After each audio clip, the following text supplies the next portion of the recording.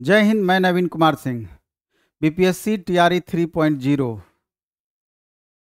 कुछ ऐसी बातें हैं जिस पर निश्चित रूप से जो भी छात्र इस बार एग्जाम दिए हैं उनको ध्यान देना चाहिए, खास करके वैसे छात्र जिनको थोड़ा भी डाउट लगता है कि बाउंड्री लाइन पर हैं, 1 नंबर 2 नंबर ज़्यादा है, 1 नंबर 2 नंबर से हमारा कहीं एग्ज़ाम छूट ना जाए। ये उनके लिए बेहद महत्वपूर्ण वीडियो होगा और कुछ महत्वपूर्ण इशू भी इसमें हम रेज करने वाले हैं,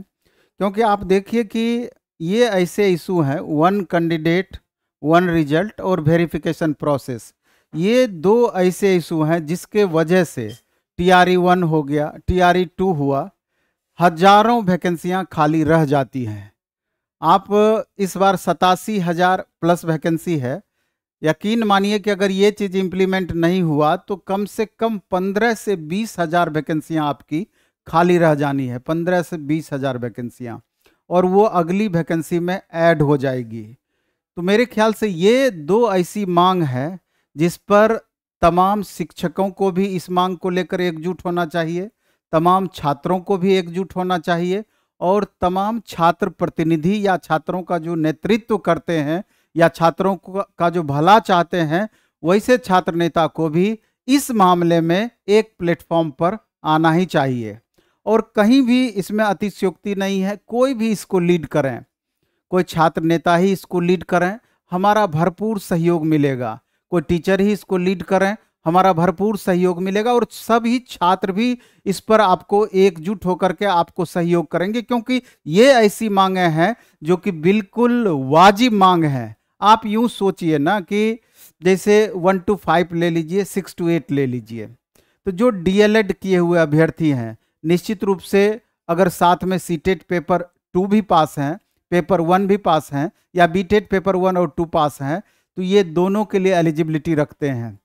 जो बीएड किए हुए अभ्यर्थी हैं अगर उनके पास एलिजिबिलिटी है तो वो 6 to 8 का भी दे सकते हैं, 9-10 का भी, 11-12 का एग्जाम भी देते हैं। इसके अलावे बहुत सारे ऐसे कैंडिडेट हैं जो कि अनुसूचित जाति और जनजाति आयोग से जो स्पेशल वैकेंसी टीचर की निकली हुई है वो भी भरते हैं, और कई सारे ऐसे अभ्यर्थी भी हैं जो कि बीएड भी कर रखे हैं, साथ में DLED भी कर रखे हैं, और पढ़ाई में भी काफ़ी तेज हैं। तो पता चलता है कि एक ही अभ्यर्थी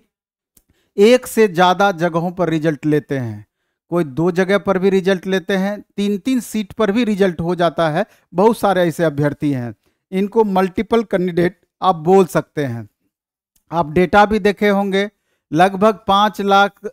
5.5 लाख, 5.25 लाख अभ्यर्थी ओवरऑल थे, और लगभग 80,000 से 90,000 के बीच में ऐसे अभ्यर्थी थे जो कि मल्टीपल कैंडिडेट थे, जो कि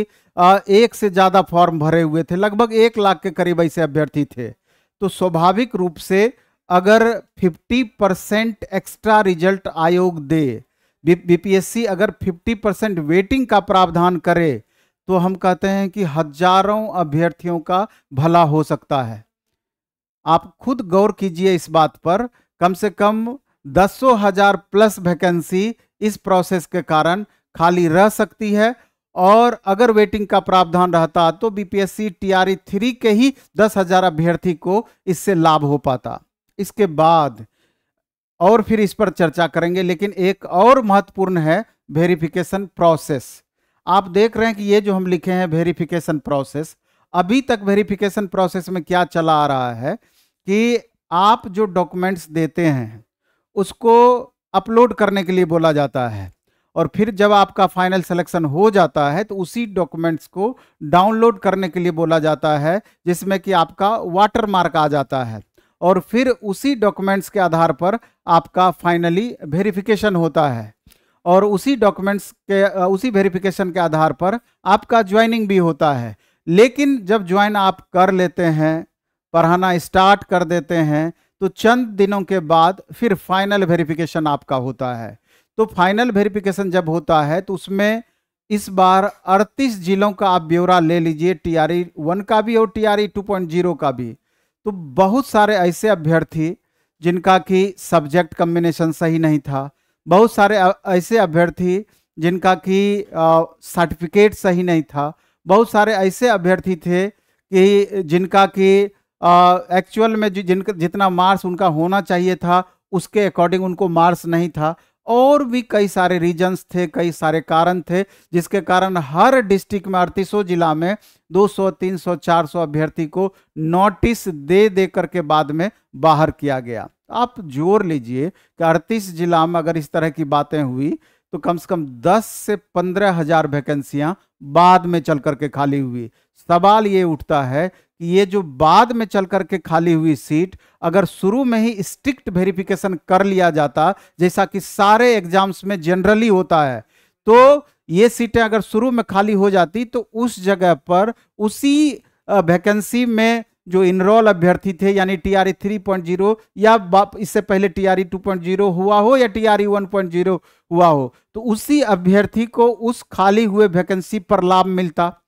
उनका ज्वाइनिंग उसके बदले में होता। तो कुल मिलाकर के देखते तो अगर इस दोनों मामलों को आपस में जोड़ दिया जाए तो कितनी वैकेंसियां आपकी खाली रह जानी है और इस वैकेंसियों पर कितने बच्चों का उद्धार होना है। अलग बात है कि आपका बीपीएससी या शिक्षा विभाग ये क्लियर कर दी कि 1 कैंडिडेट 1 रिजल्ट का पर कोई मामला विचार नहीं होगा या फिर सप्लीमेंट्री रिजल्ट पर कोई विचार नहीं होगा, इस तरह की बातें पहले क्लियर करती है। तो लेकिन पहले क्लियर कर देते हैं अगर आप, तो इससे क्या हो जाता है कि आप बिल्कुल सही करते हैं छात्रों के साथ,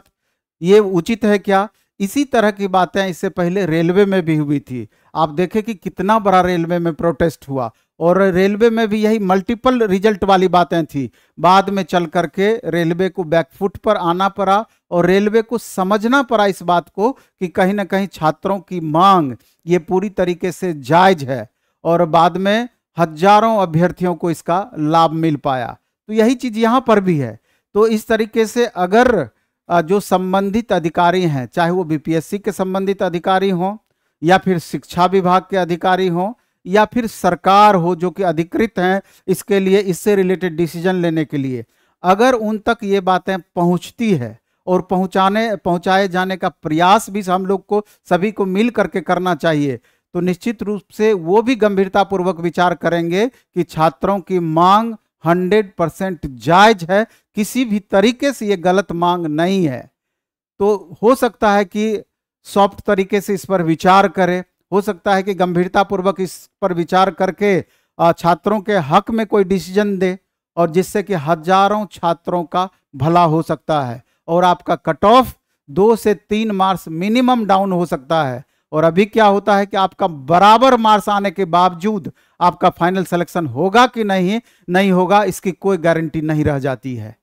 तो निश्चित रूप से जो छात्र बाउंड्री लाइन पर हैं, 2-4 मार्क्स ऊपर नीचे हैं, जिनको लगता है कि इस तरीके से हमको फायदा हो सकता है और इस तरह के प्रोसेस का इम्प्लीमेंट होने से, तो निश्चित रूप से एक छत के नीचे आ करके एक साथ एकजुट हो करके इस आवाज को बुलंद किया जाए और सरकार तक आपकी बातें कैसे पहुंचे, उसके लिए ट्विटर कैंपेन है या दूसरा प्रोसेस है, उस पर विचार करके इस प्रोसेस को आगे बढ़ाया जाना चाहिए। ये बिल्कुल आपके हक में होगा। तो ये वीडियो स्पेशल इसी के लिए था। इसके बाद जिनका आप मोटा मोटी एग्ज़ाम दिए होंगे तो आपको संभावित पता होगा कि इस बार रिजल्ट का क्या पोजीशन होना है अथवा नहीं होना है। एक कट ऑफ हमने भी बनाया था, हमारा कट ऑफ थोड़ा स्ट्रिक्ट था और कभी भी किसी भी मायने से हमारा किसी के भावना को आहत करने का किसी भी तरीके की बातें मेरे दिमाग में नहीं थी। इसलिए करके जिनको भी, और हमने शुरू में ही बता दिया था कि अभी जो हम ये कट ऑफ दे रहे हैं ये देखा जाए तो ये अनुमानित कट ऑफ है और किसी भी सूरत में ये अंतिम कट ऑफ नहीं है। अंतिम कट ऑफ जब भी जारी होगी आयोग के द्वारा जारी होगा। तो बहुत स्टूडेंट इससे हर्ट हुए क्योंकि उनको लगा कि नहीं सर ज़्यादा कट ऑफ दिए हैं, तो स्वाभाविक रूप से हम अपने कैलकुलेशन के आधार पे उस तरह का कट ऑफ दिए। अगर आपको लगता है कि ये सही नहीं है तो किसी भी तरह के बाध्यता नहीं है, आप बिल्कुल भी उसको इग्नोर कर सकते हैं। हम तो चाहते हैं कि मेरे कट ऑफ से 2-4 नंबर अगर कम चला जाए, अगर मैक्सिमम बच्चे उस रेंज में आ जाए तो इससे बड़ी खुशी की बात क्या हो सकती है। इसलिए कि थोड़ा भी इस बात को अन्यथा नहीं लेना है।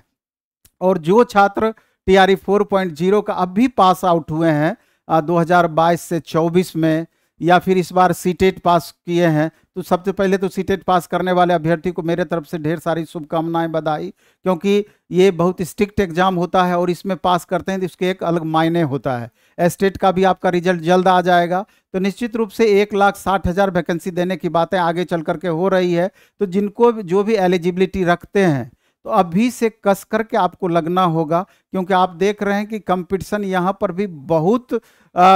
कम नहीं है, कंपटीशन आपका ठीक ठाक है। और अगर रिजल्ट चाहते हैं तो अच्छे से एकदम पूरा डेवोशन के साथ आपको लगना होगा। और तमाम वैसे अभ्यर्थी जो कि गांव घर में रहते हैं लेकिन आर्थिक रूप से सक्षम हैं, तो अभी अपना नया बैच मंडे से स्टार्ट हो रहा है 1 to 5, 6 to 8, 9, 10, 11, 12 का, और इसके बाद फिर ऑनलाइन मोड में भी स्टार्ट हो रहा है। और जो अभ्यर्थी इससे पहले से लगातार तैयारी कर रहे हैं उनको थोड़ा भी डाउट होता है कि पता नहीं मेरा रिजल्ट होगा कि नहीं, तो 10 अगस्त से अपना टेस्ट भी स्टार्ट हो रहा है। डेली सब्जेक्ट वाइज टेस्ट और सैटरडे संडे को फुल सिलेबस का टेस्ट ऑफलाइन और ऑनलाइन दोनों मोड में स्टार्ट होना है। तो देख लेना है, अगर आपको लगता है तो इसका आप लाभ निश्चित रूप से उठा सकते हैं, और नहीं तो जहां भी हैं जैसे भी हैं, और अगर आपके पास नोट्स मटेरियल हर कुछ पर्याप्त मात्रा में है तो वहीं पर रख करके पढ़ाई अच्छे से आप कीजिए, क्योंकि पढ़ा हुआ चीज़ कभी बेकार नहीं जाता है। और आगे चल कर अगर रिजल्ट आपका आ भी जाएगा और अभी आप पढ़ाई स्टार्ट भी कर दिए हैं तो वो कभी भी बेकार नहीं जाना है, कहीं ना कहीं आपको फ़ायदा ही इससे होना है। तो इस वीडियो में हम इतना ही रखेंगे, लेकिन जो भी हम मुद्दे अभी उठाए हैं बहुत गंभीर मुद्दे हैं और बहुत महत्वपूर्ण मुद्दे हैं। इस मुद्दे पर आपको जरूर इस वीडियो में कमेंट करना है और कुछ ना कुछ बीच का रास्ता निकालने का प्रयास करना है। धन्यवाद।